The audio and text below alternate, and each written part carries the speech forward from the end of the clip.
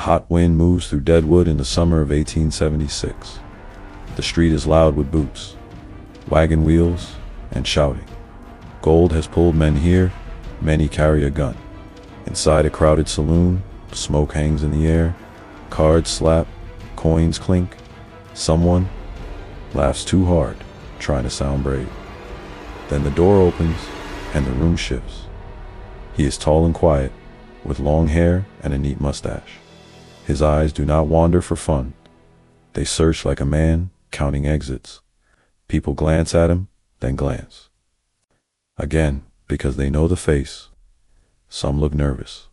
A few look away, because being noticed by him feels risky. This is Wild Bill Hickok. His real name is James Butler Hickok, but the frontier rarely uses real names. A name can become a story, and a story can become a warning. Some men say he is the fastest gun in the West. Others say he is a hard lawman who kept order where there was none. Many do not know which is true. They only know his fame, and fame is loud even when the man is silent. Wild Bill does not walk into the saloon like he owns it. He walks in like he knows it can kill him. He pauses near the doorway and scans the room. He looks at the bar, at the tables, at the shadows near the back wall. He notices hands. He notices coats. He notices who is watching too closely. His face stays calm, but his body is ready. The calm is not comfort. It is control. Then he looks for one thing first. A seat. Not any seat. The seat. He wants a chair with his back against the wall where no one can stand behind him. It is an old habit, and it is not a proud one. It comes from towns where men tried to test him, not because they hated him, but because they wanted his name. In the West, beating a famous man can make a nobody feel important. For Wild Bill, safety is not a feeling. It is a plan. He moves toward the poker table. The dealers know him. The gamblers know him. Even the drunks know him, because his name has traveled farther than most people ever will. One man says it, quiet. Wild Bill, he says. Wild Bill nods once. That is enough. He does not need to talk much. His reputation talks for him. It says he has worn a badge. It says he has faced dangerous men and walked away. And it says something else. Something that pulls trouble like a magnet. He might be beaten one day. That is what makes a legend a target. The cards move around the table. A hand is dealt. Coins slide. The room keeps breathing. Yet a thin thread of tension runs through it. It is not only about money. It is about the idea of Wild Bill Hickok sitting in a simple chair, like any other man. His eyes flick toward the door now and then, without turning his head. He listens to footsteps and voices. He watches for the moment the rhythm changes. He has learned that danger often arrives with silence, not sound. A server passes close behind him, and Wild Bill stiffens for half a second. Not because the server is a threat, but because the space behind him matters. He does not like that space. He never has. Most nights, he controls that risk by choosing his seat, but tonight the saloon is packed. The best chair is taken. Wild Bill asks once, politely, if a man will switch. The man refuses. A few heads turn. Wild Bill does not push it. He sits where there is room, slowly. And for the first time in a long time, he sits with his back to the door. It looks like nothing. Just a chair, just a crowded table, just a famous man playing cards. But in that small choice, the story tightens.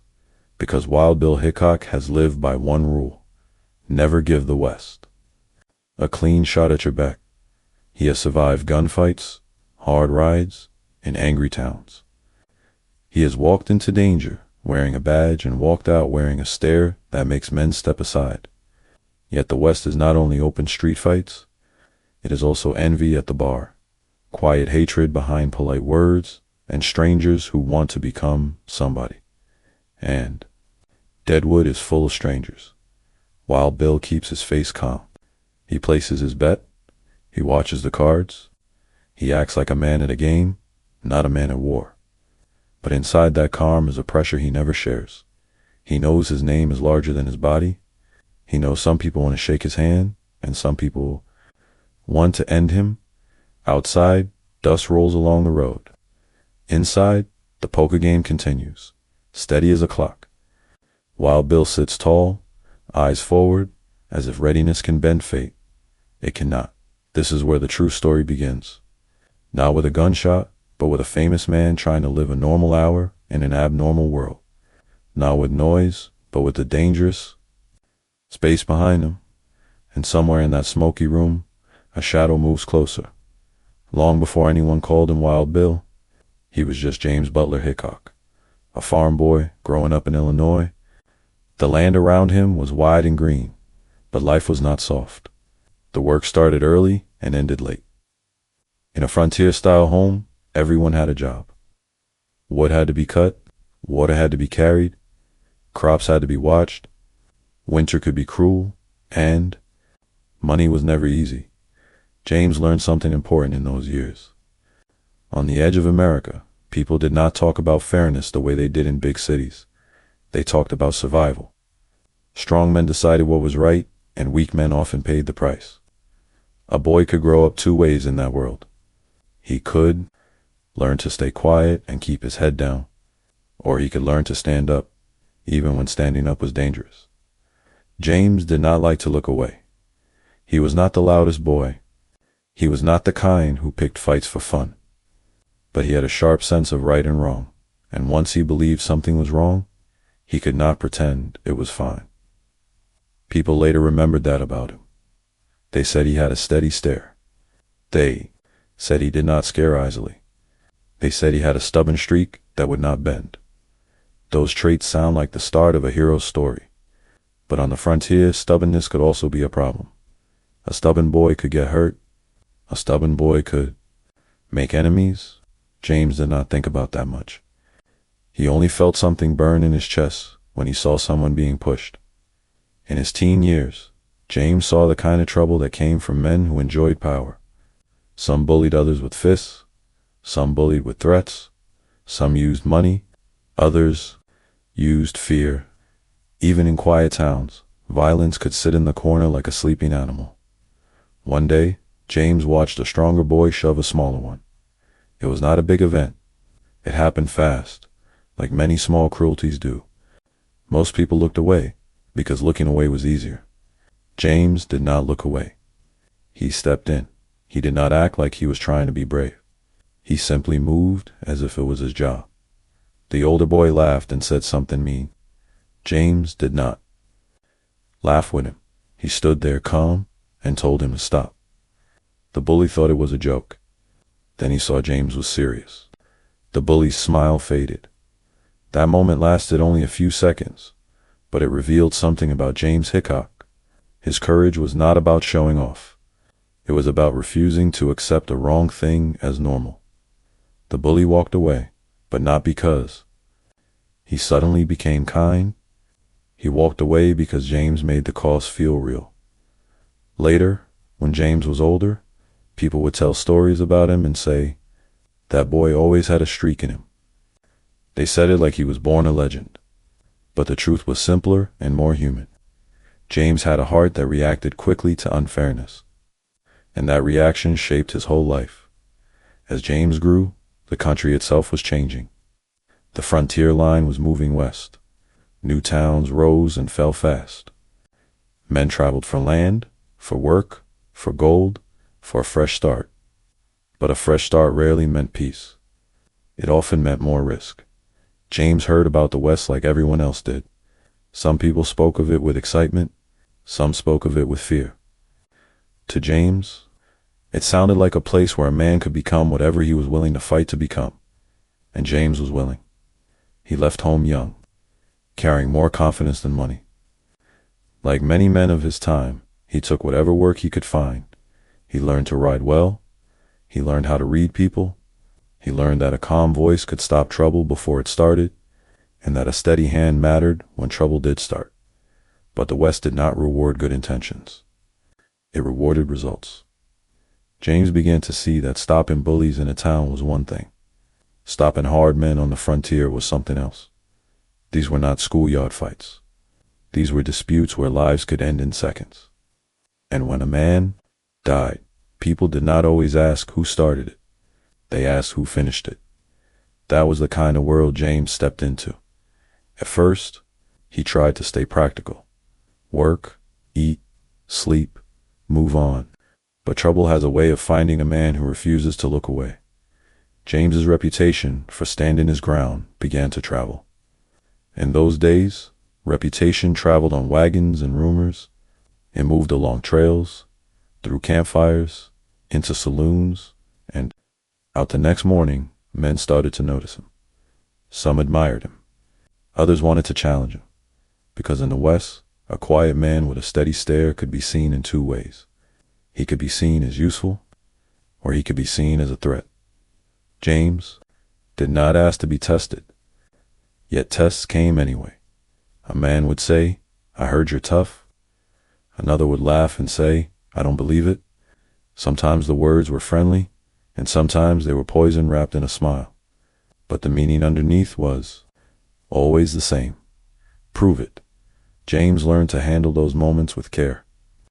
If he overreacted, he looked weak. If he reacted too hard, he looked dangerous. Both could start a fight. So he developed a habit that became part of his legend later. He stayed calm, he watched, he waited for the other man to show his real intent. But calm does not remove fear. It hides it. James felt fear like any person. He just did not let it control his face. He understood that fear could be useful if it kept him alert. The problem was when fear became shame. Shame makes men do stupid things, like drawing first just to protect pride. James did not want to die for pride. Still, the frontier often forced decisions before a man was ready. In a world with weak law, people enforced their own rules. If someone threatened you, you might only get one chance to respond. If you missed that chance, you might not get another dot. James began to carry that knowledge inside him like a stone. He also began to see how stories changed people. A small event became a bigger rumor. A rumor became a reputation. A reputation became a mask. And once people believed you were a certain kind of man, they treated you that way, whether you wanted it or not. James Butler Hickok was slowly becoming something else, not because he woke up and chose a new name, but because the West started writing a story on top of him. The more he survived, the more people expected him to keep surviving. The more calm he stayed, the more they called him fearless. The more he refused to back down, the more they labeled him dangerous. And danger attracts danger. By the time he reached the rougher edges of the frontier, James had learned a hard truth. You can be a good man and still end up in bad moments. You can stand up for what is right and still be pulled into violence you did not want. That is the conflict at the heart of his story. While Bill Hickok did not begin as a man chasing blood, he began as a boy who refused to look away. But the West does not care why you started. It only cares what you become. And soon, James would step into the kind of moment that changes a person forever. A moment that would spread across the country in newspapers and whispers. A moment that would turn James Butler Hickok into Wild Bill. James Butler Hickok did not move west because he wanted trouble. He moved west because the frontier was full of work, and work was the fastest way for a young man to build a life. But the West had its own rules. It did not care what kind of person a man hoped to be. It only cared what kind of person a man proved to be when things turned dark. By the late 1850s, the plains were busy with wagons, riders, and freight teams. Towns were small and rough. Roads were long and dangerous. A single trip could take days or weeks, and one bad meeting on a trail could end a life. James found jobs where strong nerves mattered. He worked around transport lines and stations, places that connected the frontier like knots on a rope. Those stations were important.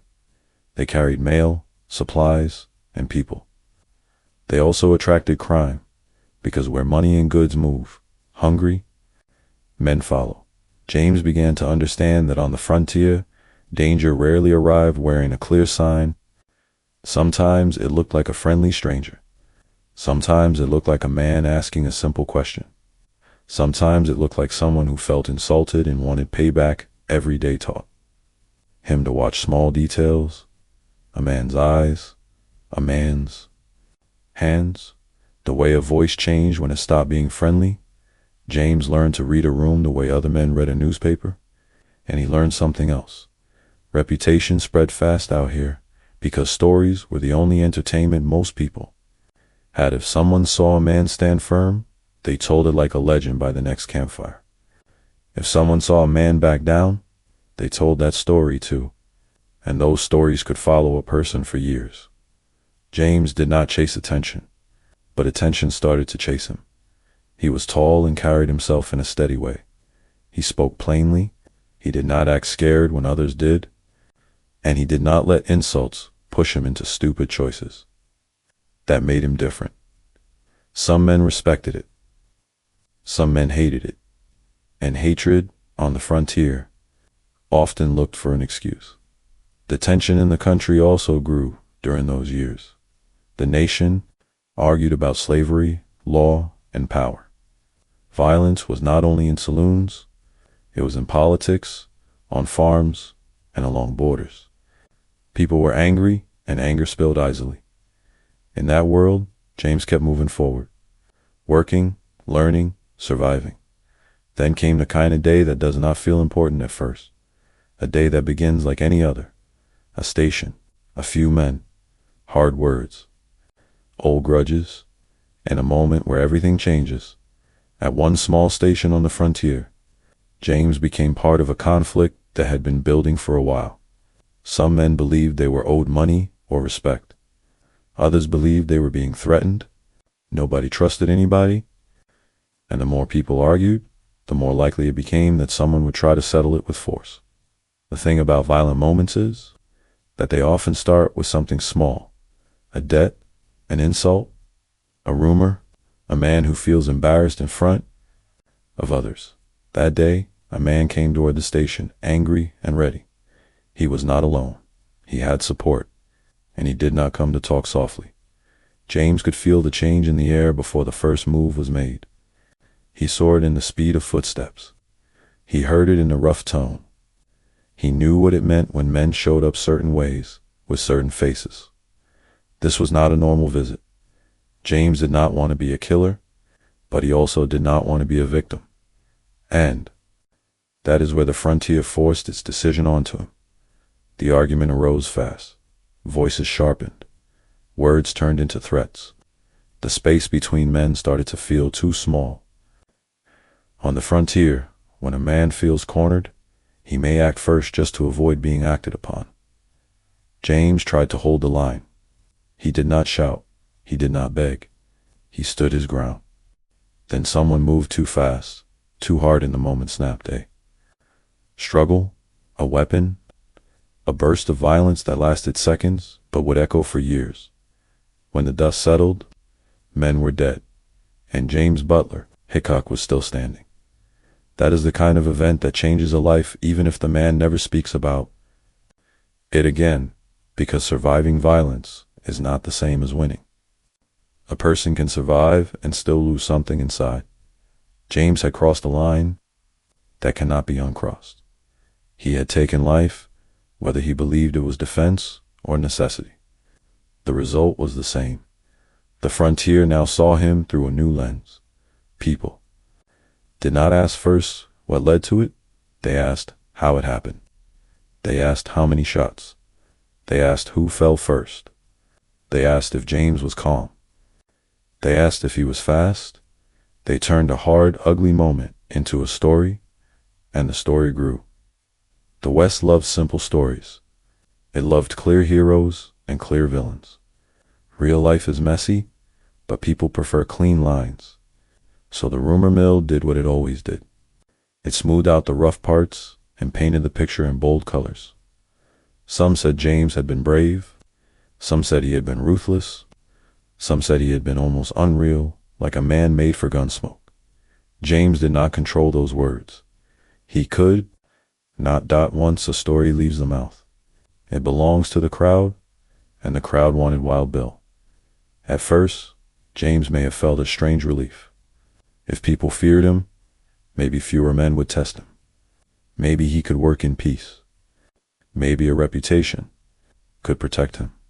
But reputation is not only a shield, it is also a spotlight. And a spotlight makes it easy for trouble to find you. Because for every man who heard the story and felt fear, there was another man who heard it and felt excitement. And for every man who respected him, there was another who wanted to challenge him just to prove something. James began to notice the shift in how people treated him. Conversations stopped when he walked into a room. Some men stared too long. Others smiled too wide, like they were trying to hide an idea. He became careful in new ways. He chose where to stand. He chose where to sit. He watched doors and corners, not because he was proud of what happened, but because he understood what it meant now. His name was becoming larger than his body, and large names have a way of pulling danger close. He also began to learn another hard truth. On the frontier, once, you were known for violence. People expect violence from you forever, even if you want to change. Even if you want quiet, even if you want a normal life. James Butler Hickok was becoming trapped inside the growing legend of Wild Bill, and the legend was hungry. It demanded new stories, it demanded new proof, it demanded bigger moments. Soon, the world would give him exactly that, because after that first famous bloodshed, James did not fade into the background. In his background, he moved into a new stage of his life, one with more eyes watching, more pressure, and more chances for disaster. And then, in a town full of gamblers and pride, a single conflict would turn into the kind of showdown that newspapers could not resist. By the time James Butler Hickok reached Springfield, Missouri, he already understood one hard truth about the frontier. A man could work honestly for months, then lose everything in one bad minute. Springfield was a busy place, full of travelers, soldiers, merchants, and gamblers. Money moved through the town like fast water, and where money moved, trouble followed. James did not come to Springfield looking for fame. He came like many men did, trying to earn, trying to stay alive, trying to keep his feet under him in a world that liked to pull men down. But Springfield had a way of turning private problems into public fights. In that town, James spent time around gambling tables. It was not only about greed. Gambling was also a way to survive when regular work did not pay enough. But gambling had a sharp edge. It made friends quickly and enemies even faster. A winning hand could buy dinner. A losing hand could start a feud. James was careful with his money, but money was not the only thing men gambled with in the West. They gambled with pride, and pride was often more dangerous than a gun. Around Springfield, James crossed paths with another gambler named Davis Tutt. Tutt was not a stranger in town. He had his own reputation and his own circle. At first, the two men were not open enemies. They knew the same rooms, they heard the same stories, they watched the same tables. Their respect for each other was thin and uneasy, like ice on a river. Then came the kind of argument that does not sound like it should end in death. It started over money. James owed a debt from a card game, or at least that is how Tutt spoke about it. James believed the amount was wrong. He believed Tutt was trying to take more than he deserved. In any other place, two men might argue, pay, and move on, but not here. Not with an audience, not with reputations on the line. Tutt decided to make the fight public. He took James's watch, something valuable and personal, and treated it like a trophy. In the West, a man's watch was not just a tool. It was a symbol. It said a man could afford something fine. It said he had status. It said he was not nobody. Taking it was not only about money. It was about humiliation. James felt the insult hit deep. People around town began to talk, and talk was like dry grass. It spread fast. Some said James had been embarrassed. Some said he had been outplayed. Some said he would let it go. James did not let it go. But he did not rush into violence either. He did not scream.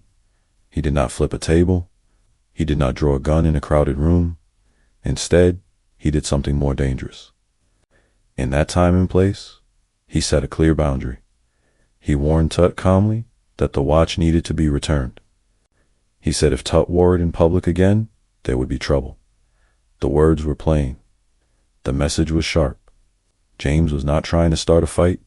He was trying to prevent one by making the cost clear. But in the West, warnings often sounded. Like challengers, Dot and Tut decided to answer like a challenge. The next day, Tut walked into public wearing the watch. He did not hide it. He displayed it. It was a statement meant for James and for everyone watching. I took it, and I can keep it. That move turned a personal dispute into a public showdown. Now, the town was watching. Men gathered in doorways. People stepped into windows. Conversations stopped. Even those who did not like James wanted to see what he would do, because the West loved moments like this. It loved a simple story with a clear winner and loser. James saw Tut across the open space. He felt the pressure of the crowd without needing to look at them. He knew that if he backed down now, the story would follow him for years. It would chase him from town to town like a bad smell. Men would push him, men would test him, men would try to take from him, but if he acted too quickly, he could die. This was the trap of pride on the frontier. A man had to protect his name, but protecting his name could cost his life. James did not step forward like a man excited for a fight. He stepped forward like a man forced into it. His face stayed controlled, but his mind was working fast. He had to measure distance. He had to measure timing. He had to read Tut's body language and decide what was real and what was show. Tut was not alone either. He had friends watching. James had supporters too, though fewer. In a town like Springfield, a disagreement could turn into a gang fight quickly. Yet for a moment, it narrowed down to two men, and the space between them, the air fell heavy. Men held their breath. James and Tut faced each other across the open area, far enough apart that a mistake could mean everything. They were not shouting. Now, there were no clever insults. There was only silence and the hard truth that this could end only one way. For James, this was not about being wild. It was about being cornered. If he walked away, he would be hunted by reputation. If he stayed, he might be shot. He chose to stay. Both men went for their guns. The movement was quick, but not chaotic. It was sharp and controlled, like a door slamming shut. A shot rang out. Then another. People flinched. Some ducked. Some froze. When the smoke cleared, Tut was hit and falling. The watch was no longer a trophy. It was just metal on a dying man's body. James stood there for a moment, still, as if he could not fully believe what his hands had done. He did not dance. He did not celebrate. His face did not show joy. He had one. But a win like that did not feel clean. In the days after, the town talked about nothing else. People retold the duel again and again, and each time they told it, the story changed. Some made James into a hero. Some called him a cold killer. Some exaggerated the distance, the speed, the drama. Newspapers heard the story and printed it. The duel spread beyond Springfield. It traveled across the country like a spark in dry wind. And the name Wild Bill grew louder. That was the moment the legend took a firm grip on him, because once a man becomes a headline, he stops being just a man. He becomes a public idea, and a public idea has a cost. From then on, James could not simply walk into a new town and be unknown. He would walk in, and people would whisper. Some would want to shake his hand. Some would want to stare. Some would want to challenge him just to see if the legend was real. The duel did not just end a feud. It began a new kind of life, one where every room was a stage, and every stranger might carry a plan. After the duel in Springfield, James Butler Hickok could not return to being just another man on the road. The story followed him like dust behind a wagon. In one town, people stared at him like he was a living warning. In another, they smiled like they wanted a piece of his fame. Everywhere he went, his name arrived before he did. That name Wild. Bill was both a shield and a curse. A shield, because many men thought twice before starting trouble near him. A curse, because other men wanted to be the one who beat him. In the West, a man could become famous for building something, but a faster way was to destroy a famous man. Wild Bill understood this. He learned to walk with calm, to speak with care, and to keep his eyes open. He also learned something that made him more valuable than most men on the frontier. He could control fear, not by pretending it did not exist, but by using it the right way. He knew when to stand firm, when to step back, and when to act before a situation turned deadly. That made towns notice him. And towns on the frontier had a problem. They were growing too fast. Cattle towns, rail towns, and mining towns were filled with men who had money in their pockets and anger in their bones. Many came to work hard, many came to drink, many came to forget. Some came to take dot in places like that. Law was often just a word on a sign. Real order depended on the man wearing the badge. If that man was weak, the town broke. If he was weak. If he was strong, the town survived. So when word spread that Wild Bill Hickok could face danger without blinking, town leaders started to make offers. Wear the badge, they said. Keep the peace. It sounded simple. It was not keeping peace in a violent townness like trying to hold water in your hands. You can try, but it slips through. The best you can do is slow the flood. Wild Bill accepted work as a lawman. In some towns, his title was marshal.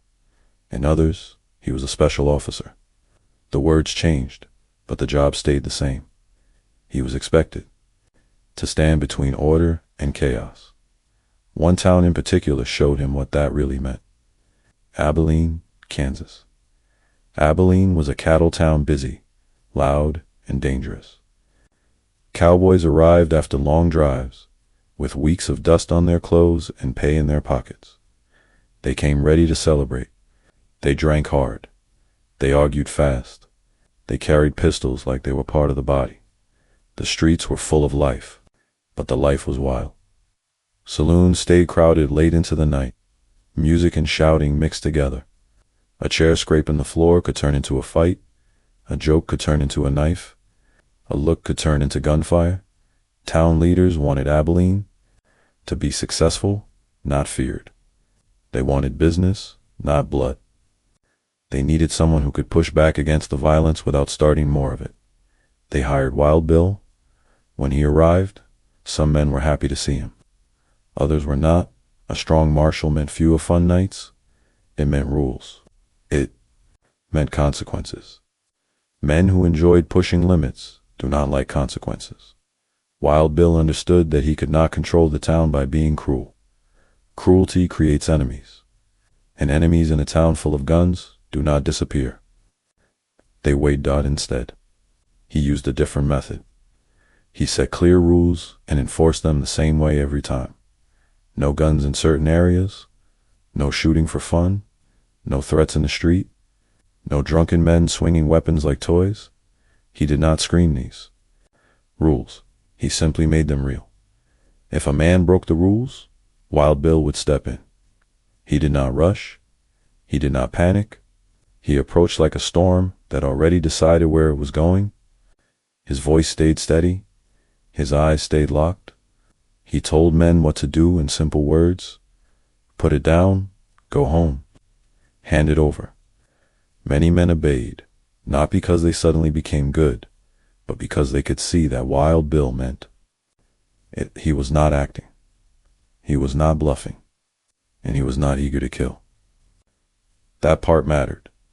Some marshals wanted to prove themselves. They wanted people to fear them. Wild Bill did not need to prove himself. His calm was not a show. It was a warning that things could turn serious in seconds. That calm saved lives, but It also built tension, because a town like Abilene did not change quietly. The violence did not disappear. It only waited for a chance. Soon, Wild Bill faced the hardest part of law work, not the drunk fool, but the man who thinks he is untouchable. In Abilene, there were men with money and friends, men who believed the rules were for other people, men who treated the marshal like a servant. Those men did not like Wild Bill. They wanted him out. They wanted someone weaker, someone they could bend. But Wild Bill did not bend. He did not bend to threats. He did not bend to insults. He did not bend to the pressure of being watched every day by a town full of men who wanted drama. And the more he held his ground, the more some men began to hate him for it. That is the strange truth of law on the frontier. When you stop violence, you also stop certain men from feeling powerful. They do not thank you. They look for ways to break you. Wild Bill became a constant target, not always openly. Sometimes the challenge was a small thing. A cowboy walking too close, trying to see if the marshal would flinch. A loud insult meant to pull him into a fight. A man refusing to follow a simple order, just to create an audience. Wild Bill handled these moments with control. He knew every fight had two results. You win, or you create a bigger problem. So he chose his moments carefully. Still, even careful men cannot control everything. Abilene was full of accidents waiting to happen. One night, the town pushed toward the edge. There was a fight, maybe over pride, maybe over a woman, maybe over old anger. The details did not matter as much as the outcome. The street turned into chaos. Men shouted, people ran, a weapon flashed, while Bill moved toward the danger, because that was his job. And in that moment, he saw the darkest part of his. ROLEA Marshal is expected to stop violence quickly. But violence is messy. It is loud, it is confusing, it moves fast, and when guns come out, seconds become life or death. Wild Bill did what he always did. He acted. He stood in the middle of a storm and tried to force it to calm. But the storm did not care who he was. That night would become one of the most painful chapters of his life, an event that would shake his confidence and change how he saw his own legend. Because the West loved to talk about how fast Wild Bill was, but no one talked about what it cost to be the man who always had to be right. Abilene did not sleep early when the sun went down. The town became louder, not quieter. Cowboys who had been polite all day turned sharp at night. Liquor flowed like it was free. Music spilled out of saloon doors. Men with weeks of dust on them spent their pay in hours. And when money, pride, and alcohol mixed together, trouble did not need a reason. It only needed a spark. While Bill Hickok knew this better than anyone. He had taken the marshal's job because the town needed order. But he also knew order was never permanent in a place like Abilene.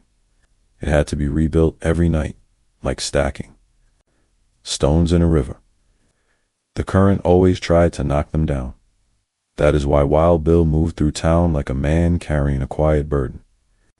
He listened for raised voices. He watched for hands that drifted toward holsters. He noticed when a group started to gather, because a crowd could turn a small argument into a killing.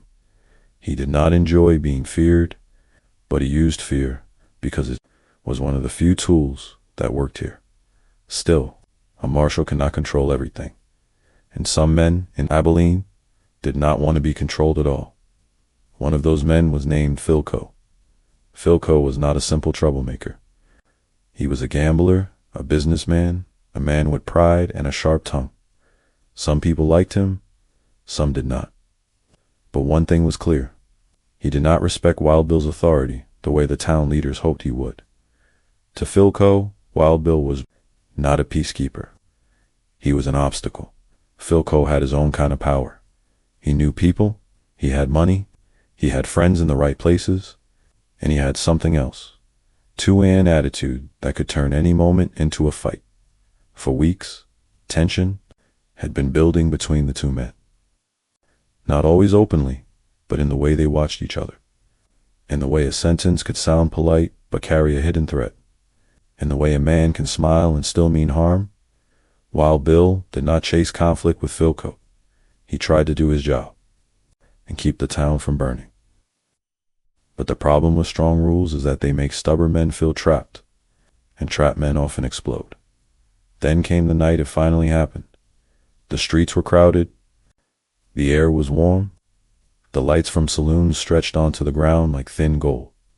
Laughter rolled out of open doors. Somewhere, a bottle broke. Somewhere else, a man shouted. It was a normal Abilene night, till it was not. Wild Bill walked through the street in a steady way, as if he was a part of the town's structure, like a signpost. People noticed him and adjusted their behavior. Some straightened up, some backed away, some watched him with eyes that were not friendly.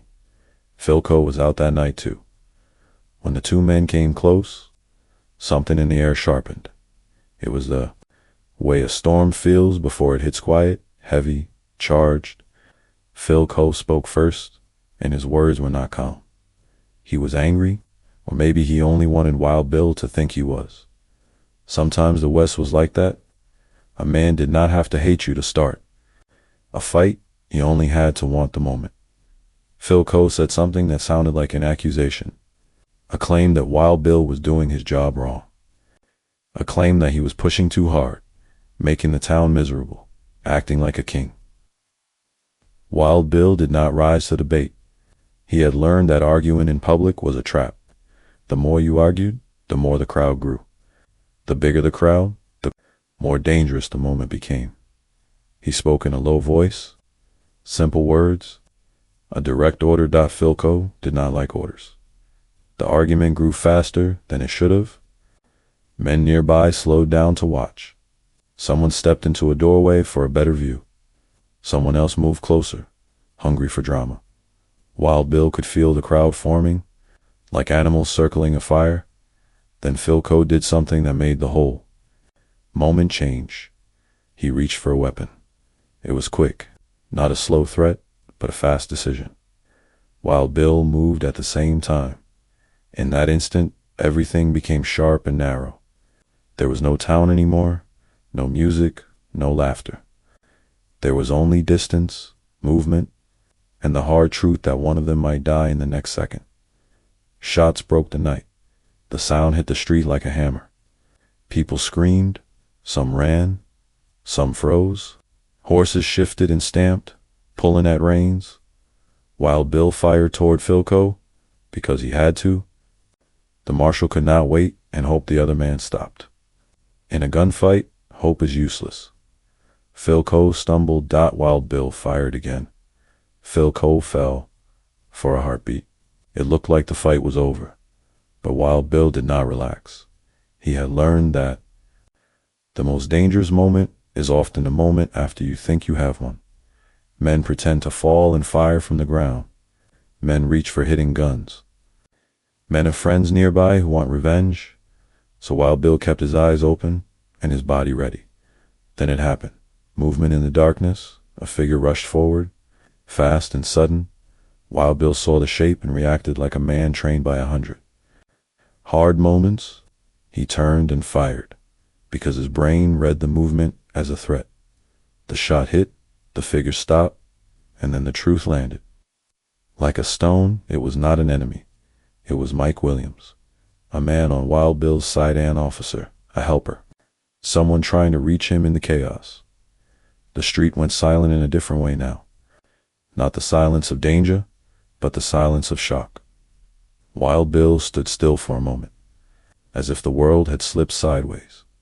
People later said his face changed, not with panic, but with something heavier. Regret, because this was the kind of wound no quick hands could fix.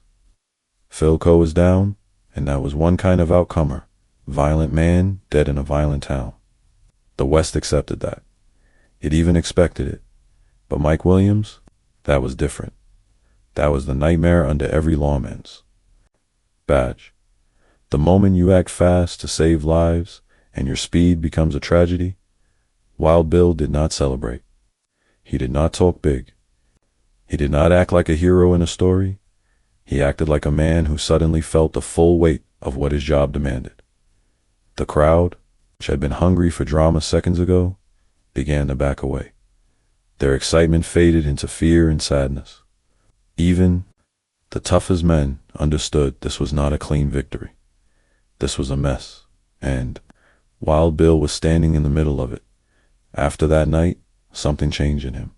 It was not that he became weak. It was that he became tired in a deeper way. A man can handle threats. A man can handle enemies. A man can even handle being hated. But it is harder to handle the idea that you harmed someone who did not deserve it. Wild Bill had built his name on control, on being fast, calm, and exact. People spoke about him like he was almost perfect with a gun. The West loved that image. But the West did not live inside Wild Bill's head after Abilene. Inside his head, there was no perfect legend.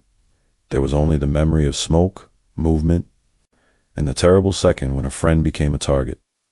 After Abilene, the badge felt heavier. The job felt darker. And the town that hired him for peace now carried a stain that would follow him too. The public still saw Wild Bill as a fearless marshal. But Wild Bill started to see himself differently. He was still dangerous, still skilled, still respected, yet he also knew something the crowds did not want to hear. Even the fastest man can be trapped by chaos.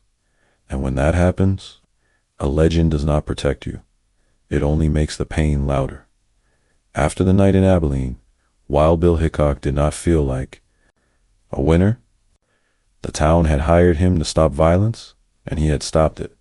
But the cost was not something he could ignore. A man can pretend to be tough in public, but he cannot pretend inside his own mind. Every quiet moment brings the memory back. So Wild Bill did what many tired men do. He moved on. He left Abilene behind, but he could not leave the story behind. In the West, a man's reputation traveled faster than a horse. It moved through newspapers, campfire talk, and saloon whispers. By the time Wild Bill entered a new town, people already had an idea of who he was. And that idea was bigger than the real man. Some people expected him to be a hero who saved towns. Others expected him to be a cold gunman who never missed. Many expected him to be ready for a duel at any moment, like he lived only to fight. They wanted a legend to be real because the legend made their world more exciting. Wild Bill did not always know how to live inside that legend.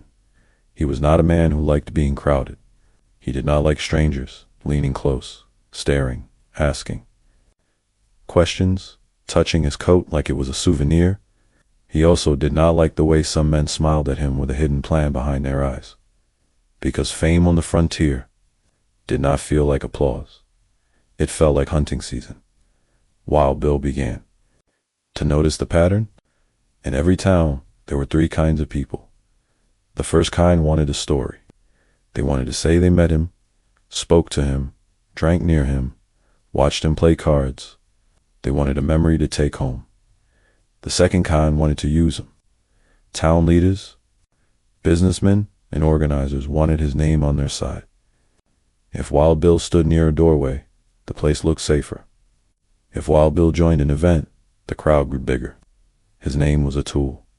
The third kind was the most dangerous. Those men wanted to test him. They did not always hate him.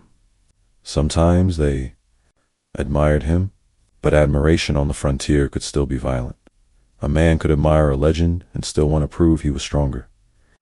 Some wanted to embarrass Wild Bill. Others wanted to kill him. Because killing a famous man could make a nobody famous overnight. That is what Wild Bill understood better than anyone. A legend creates enemies, even when the man does nothing wrong.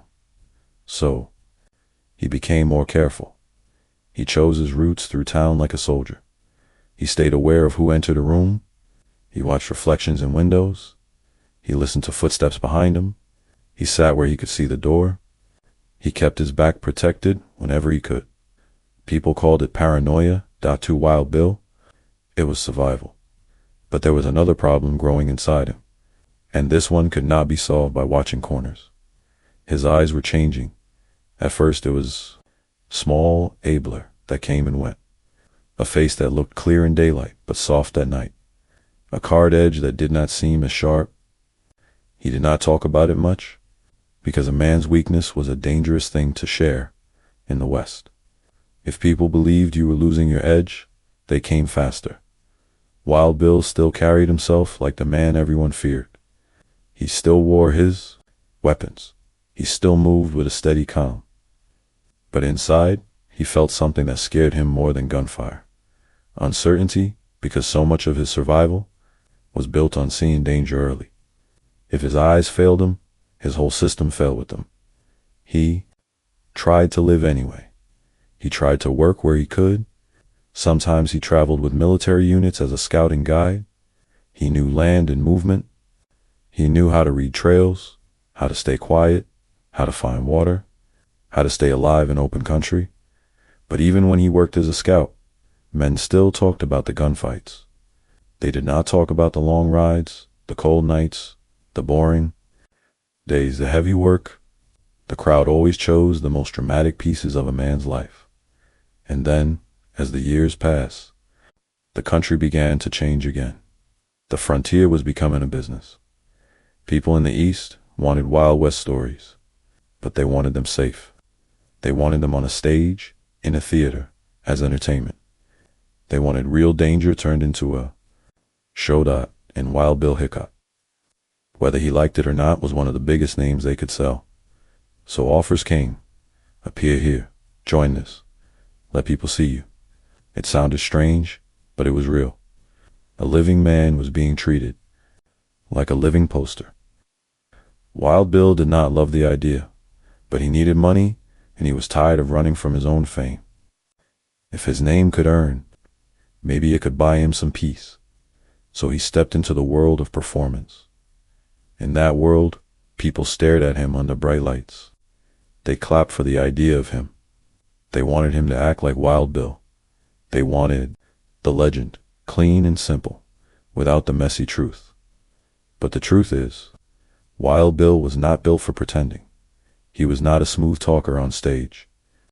He did not enjoy being controlled by schedules and managers. He did not like turning his life into a trick for applause. Even when he tried, the performance felt wrong to him, like wearing another man's coat. The crowd loved him anyway, and that made it worse, because applause did not make him feel safe. It made him feel watched. When the show ended, people followed him. They asked questions. They begged for stories. Some demanded proof. Some wanted to hold his gun. Some wanted to see if he was truly as fast as the rumors said. Wild Bill learned that being famous in the East was not that different from being famous in the West in both places. People did not see the man. They saw a target. He started spending more time around gambling again, because gambling at least felt honest. At a poker table, everyone wanted something, and nobody pretended otherwise. The rules were clear. You win. You lose, you pay. You walk away. But even the poker table was dangerous for him now. When Wild Bill walked into a saloon, the room changed. Men watched his hands. Men watched his face. Men watched his holster. Some hoped he would lose money because it made him seem human. Others hoped he would get angry because anger could create a moment worth talking about. Wild Bill kept his voice calm, but the pressure never left him. Some nights he slept badly. Some nights he barely slept at all. He became a man who lived with his guard up because lowering it felt like an invitation in quiet moments. He thought about the old days before headlines, before crowds, before every stranger seemed to carry a question. What he wanted was simple. A life where he could sit down without being measured. A life where he could breathe without being tested. A life where the stories stopped chasing him. But the West did not stop it. Kept moving. New boomtowns rose. New gold strikes pulled men like a magnet. New places promised quick money and fresh starts. And when Wild Bill heard about a raw, hungry place called Deadwood, he did not imagine it as the end. He imagined it as a chance. A place far enough away that maybe the legend would fade a little. A place where he could gamble, earn, and live quietly for a while. A place where the crowd would not press so close. He was wrong, because Deadwood was not a quiet corner of the frontier. It was a storm, and storms did not care who you used to be, when. While Bill Hickok decided to go to Deadwood in 1876, he was not chasing a fight. He was chasing a fresh start that still looked possible on a map. Deadwood was far away, deep in the Black Hills, where rumors traveled faster than official law. People said there was gold there. Not small gold, but enough gold to change a man's life. That kind of rumor was powerful. It pulled men like a river pulling driftwood. Farmers, soldiers, gamblers, miners, thieves. Everyone wanted a piece. Wild Bill heard the same rumor as everyone else, but he heard it with a different kind of hope. Hill was tired, not the tired of a long walk, but the tired of being watched. The tired of carrying a name that made strangers stare like they were measuring him. The tired of being turned into a story by people who did not know him. Deadwood sounded rough, but it also sounded new. A place where so many strangers arrived every day that maybe, just maybe, his legend would not be the first thing people saw. So he went. He did not travel alone.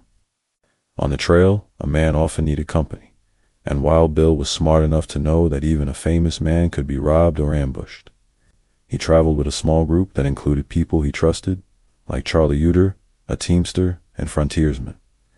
Known in that region, they moved with wagons and supplies, following the hard path into a land that felt both rich and dangerous as they rode. Wild Bill saw the signs of the gold rush long before they reached the town. There were lines of wagons, camps, and open fields. Men digging near streams like they had lost their minds. Tools, pans, shovels, and tired faces everywhere. The air carried dust and smoke, and the constant sound of hammering, sawing, and argument. Gold made people brave. Gold also made people cruel. Because in a rush like this, everyone believed the same lie, that they were one day away from being rich. And when men believed that, they'd take risks they would never take in normal life. When Wild Bill finally reached Deadwood, the place looked like a town built in a hurry, because it was. Buildings leaned at odd angles. Streets were thick with mud, wagons, and animals. Saloons were loud even in daylight. Every corner had a man selling something, and every doorway had a man watching something. There was no clean order to Deadwood. It was a living machine, fueled by greed and hope, and it was full of guns. Wild Bill rode in quietly, letting the town see him before he spoke. That was his habit. He watched the faces. He watched the body language. He watched the way strangers looked at strangers.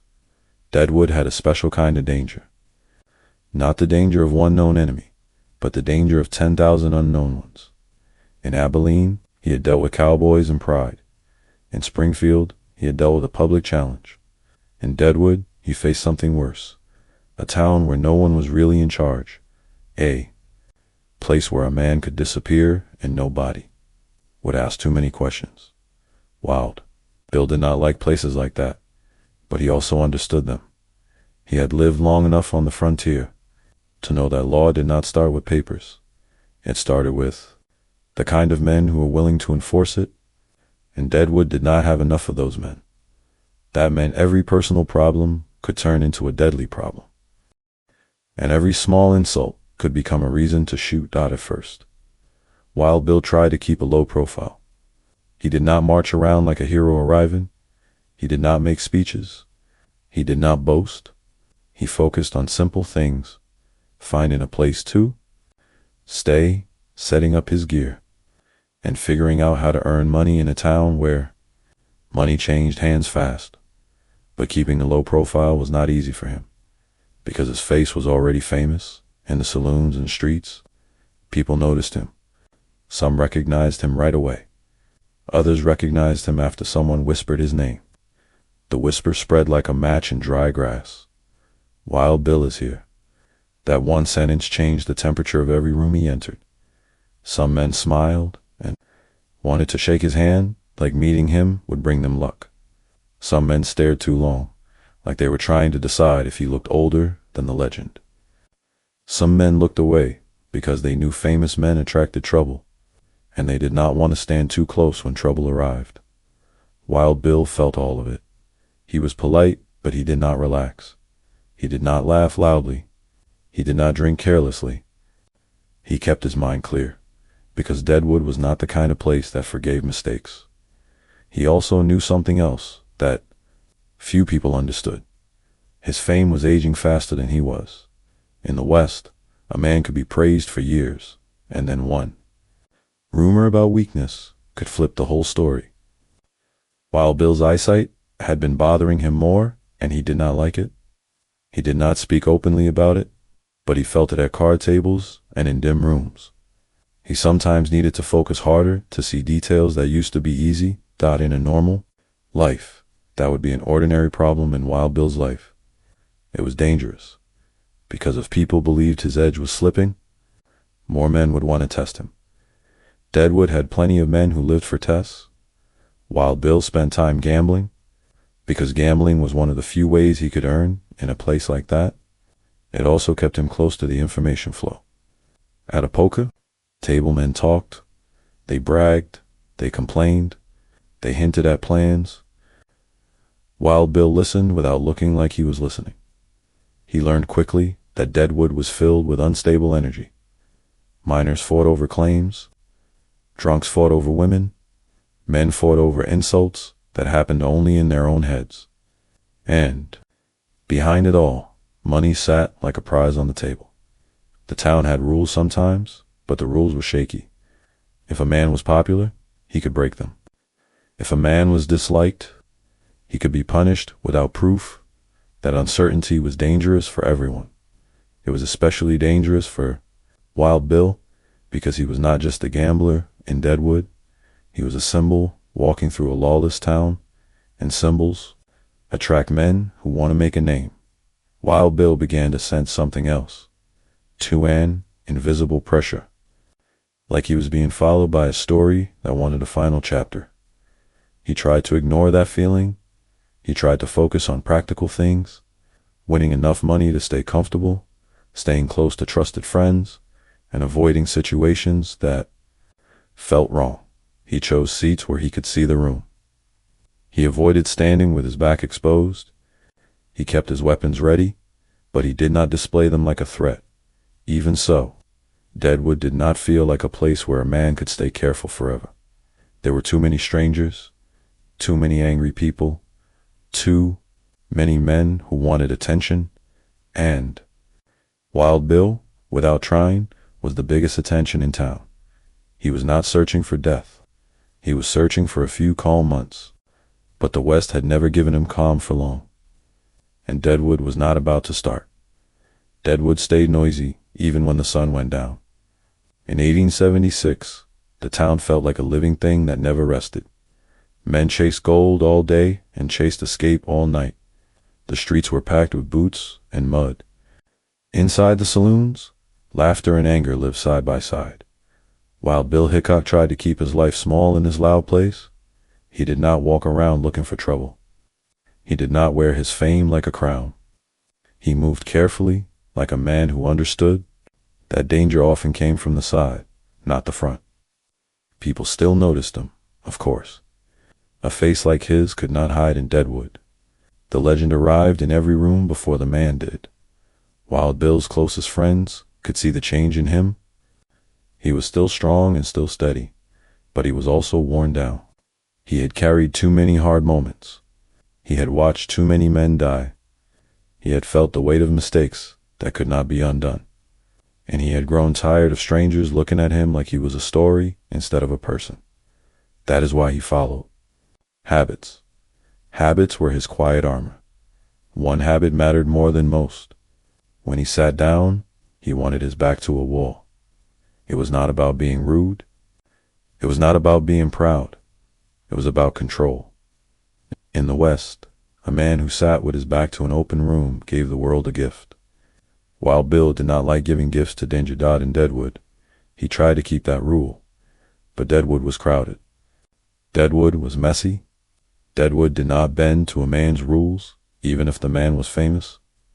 On one summer day, Wild Bill walked into a saloon to play cards. For him, poker was not just a game, it was a way to earn money without asking anyone for favors.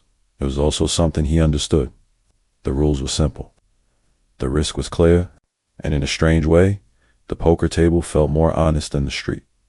He entered the room and paused, as he always did. His eyes moved from table to table. He watched faces, he watched hands, he listened to voices, he measured the mood, he looked for the seat that made him feel safe. But the saloon was full. The chair he wanted, the one that let him face the room, was already taken. Another man sat there, settled in, not moving. Wild Bill waited a moment. He asked, polite and quiet, if they could switch seats. It was not a demand. It was a request, the way a tired man asks for a small comfort. The other man refused. Some people nearby noticed. A few looked up like they were waiting for Wild Bill to show anger. They wanted drama. Deadwood always wanted drama. Wild Bill did not give it to them. He simply nodded, as if the matter was small, and he took the open seat instead. It was the wrong seat. It placed his back toward the door. Too many people, that detail meant nothing. A chair is a chair. A door is a door. But to Wild Bill Hickok, it was like stepping onto thin ice. He had lived long enough to know that one careless moment could end everything. Still, he sat down. Maybe he told himself it would be fine for one game. Maybe he did not want to turn the room into a scene. Maybe he was tired of asking the world to adjust around him. Or maybe he believed his instincts, his speed, and his name would cover the risk. Whatever the reason, he broke his rule. And that is how tragedy often starts. Not with loud warning signs, but with a small choice that seems harmless in the moment. The poker game began. Cards slid across the table. Coins clinked. Men spoke in low voices. Now and then someone laughed. The air smelled of smoke and sweat and spilled liquor. Wild Bill kept his face calm. He played quietly. He watched the hands of other players and listened for changes in tone. From the front, he looked like the same famous man everyone expected. But inside, his body stayed alert. He felt the open space behind him, even without turning. He did not like it. It pressed on him like unseen weight. He tried to focus on the cards, but his mind still kept a piece of itself aimed toward the door. In Deadwood, people came and went constantly. A man entering a saloon was normal. A stranger moving behind someone was normal. Noise and motion were part of the town's daily breathing. And that was what made it so dangerous. Because in a place where everything is loud, a killer can hide inside the normal. A man named Jack McCall was in Deadwood then. He was not famous. He was not respected. He was not the kind of man people remembered for good reasons. Some saw him as a drifter. Some saw him as a problem looking for a place to land. There were different stories about why McCall focused on Wild Bill. Some said McCall felt insulted. Some said he blamed Wild Bill for a personal shame. Some said he wanted to make a name by killing a legend. In a town like Deadwood, motives were often mixed, like muddy water. Pride and anger and jealousy could blend together until the truth was hard to separate. But one thing was clear. McCall decided that Wild Bill Hickok would be his target. Wild Bill did not see the decision being made. He was facing the table. He was reading faces in front of him. He was playing the game, doing what he had done 1,000 times. Behind him, the door opened and closed with the usual movement of the room. McCall entered like any other man. No trumpet, no warning, no dramatic announcement, just a stranger stepping into a busy saloon. McCall moved closer. Wild Bill did not turn. He had no reason to expect a shot in that second. The table demanded attention. The cards demanded calculation. The room was full, and full rooms create a false feeling of safety. People assume a crowd will stop violence, but crowds do not stop violence. Crowds only watch it. McCall stepped behind Wild Bill. Wild Bill sat with his back exposed. the one position he had avoided for years. His shoulders were relaxed just enough to play. His hands were on the table. The chair held him in place. McCall raised a gun. The sound that came next did not feel like part of the saloon's normal noise. It cut through everything. It was sharp, final, and wrong. A single shot, while Bill's body dropped forward. For a moment, the room did not understand.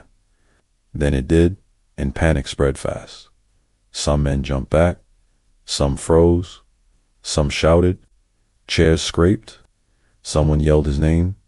Wild Bill Hickok did not get a duel. He did not get a warning. He did not get a chance to face the man who chose to kill him. He was struck from behind, like a man ambushed on a dark road. The legendary gunslinger did not die in a fair fight. He died because the world behind him went silent for 1 second. Too long. People rushed in. Some tried to help, but it was already too late. The life left him quickly. The room, which had been a place for cards and talk a moment earlier, became a place of shock and blood and fear. And then the next truth of the West arrived. Just as harsh as the first, Deadwood did not have solid law, so the town reacted the way frontier towns often did. Men grabbed McCall. They held him. They argued about what should happen. Some shouted for a hanging right away. Others demanded a trial. Some wanted order, even in anger, because they knew that if they acted like a mob, they would become a mob. Forever. McCall was taken and questioned. Stories began at once. They always did. Each person in the saloon would remember the moment slightly differently. Each person would add a detail or remove one. And soon, the death of Wild Bill Hickok became what the West did best, a legend. Even the cards on the table became part of the story. People spoke about what he was holding when he fell. Over time, that detail would become a symbol in American folklore. The kind of detail people repeat because it feels like fate wrote it. But the real truth was simpler and colder. A tired man sat in the wrong seat, and a stranger used that one mistake. Wild Bill Hickok was gone. Deadwood kept breathing. The saloons kept filling. The gold still pulled men in. But something important had changed. The West had lost one of its most famous faces. And now the question was not only who killed him, the question was what his life meant. Deadwood did not understand what it had just seen. 1 second, Wild Bill Hickok was sitting at a poker table. The next second, he was down, face forward, the life gone from him. Witnesses said it happened fast. The gunshot cut through the saloon noise like a blade. A famous man who had survived so many dangerous moments did not get a fair fight at the end. He was shot from behind while playing cards at Nuttall and Mann Saloon No. 10 on August 2nd, 1876. For a brief moment after the shot, the room froze. Then the fear rushed in. Chairs scraped back. Men shouted. A few people ran outside. Others stayed, staring, not believing the body on the floor could really be Wild Bill. In the Wild West, death was common, but this death felt different. It was not just a man dying.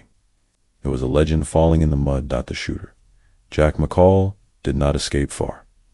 Deadwood was a rough camp, but even a rough camp had lines most people did not want crossed. Killing a man from behind in a crowded saloon was not seen as brave. It was seen as cowardly. McCall was quickly caught and held by people in town. But Deadwood had a problem at that time. It was not a normal, fully organized town under strong legal control. It was a fast-growing mining camp filled with strangers. It had rules, but the rules were shaky. It had leaders, but the leaders were not always backed by real courts. So the town did what frontier towns often did. It made its own justice. The very next day, Deadwood held a quick trial in a rough, temporary way often described as a miner's court. People listened to witnesses, people argued, and then, in a decision that shocked many, the court found McCall not guilty. Some said McCall claimed he was getting revenge for a brother. Others believed he was simply trying to protect his pride or trying to become famous by killing a famous man. The motives were argued even then, and they are still debated. Now, what did not change was the result. McCall walked free in a town that did not yet have firm legal power. After the trial, McCall left Deadwood. That should have been the end of it, but it was not, because the West had another kind of law too, the kind that came later, when officials decided a mistake had been made. Deadwood's trial was not treated as final by legal authorities, because Deadwood did not have a fully recognized court system at that time. McCall drifted into Wyoming territory, and he did something that criminals often do when they think they are safe. He talked. He bragged in saloons about killing Wild Bill. He repeated the story until it reached people who were willing to act. Eventually, McCall was arrested and sent for a second official trial in Yankton, Dakota Territory. This second trial was not a quick camp meeting. It was formal. It moved through real steps. It began on December 4th, 1876, and ended with a guilty verdict on December 6, 1876. According to historical summaries of the case, McCall was convicted of murder, and the punishment was final. On March 1st, 1877, Jack McCall was executed by hanging in Yankton. So the man who shot Wild Bill from behind did not keep his freedom forever. But by the time justice reached him, the damage was already done. While Bill Hickok was not coming back in Deadwood, the town still had to deal with the body. A close friend, Charlie Utter, took responsibility for Wild Bill's burial. Wild Bill was laid to rest in Deadwood's first graveyard, often called Ingleside Cemetery in historical accounts. People in Deadwood attended the funeral and talked about him in the way people talk when they are scared and sad at the same time. Some remembered him as a lawman who kept order. Some remembered him as a gambler who tried to mind his own business. Some remembered him as a man who carried his fame like a heavy coat. And then the stories grew. One story followed Wild Bill's death like a shadow, the poker hand.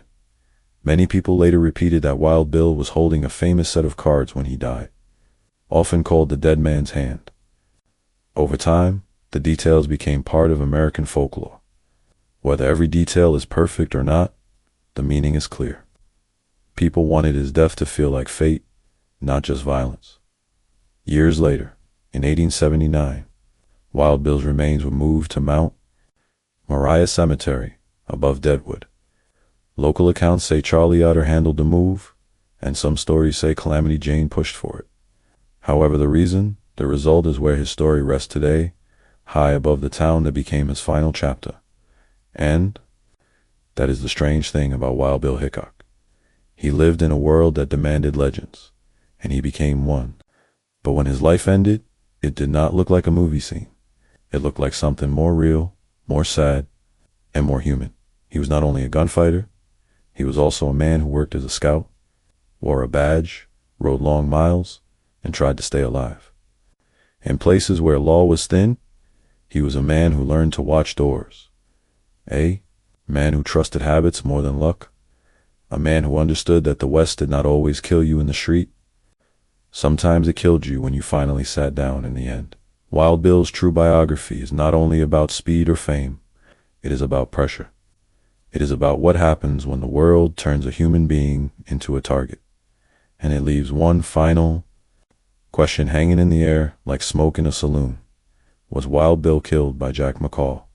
Or was he killed by the legend that made strangers hungry for his name? If the viewer wants more true Wild West biographies told like real stories, they should subscribe. If they want the next legend, they should comment the name below. And if they believe Wild Bill was a hero, a survivor, or a man trapped by fame, they should say it in the comments.